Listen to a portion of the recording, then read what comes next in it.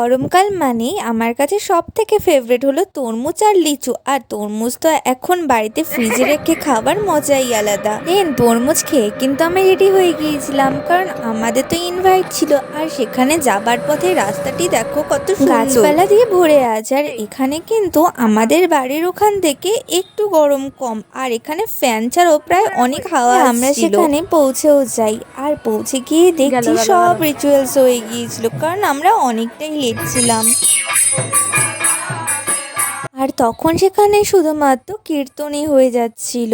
আর এই পুচকুটা ছিল সেদিন অন্নপ্রাশন। ফাইনালি আজ থেকে ও আমাদের মতো ভাত খাওয়া শুরু করে দেবে। আর ও এত বসে বসে দুষ্টুমি করছিল যে আমি ঠিকঠাক ওকে কোলেই নিতে পারছিলাম না। আর এই ছোট পুচকুগুলোর সাথে না কোনো ফটো ক্লিক করা বা ভিডিও নেওয়া খুবই চাপের হয়ে যায়, কারণ ওরা একভাবে ঠিকঠাক তো বসতেই চায় না। সন্ধ্যের দিকে তো ওরা ঘুরতে চলে যায়, আর আমরা বাড়ির দিকে রওনা হয়ে যাই। আজকের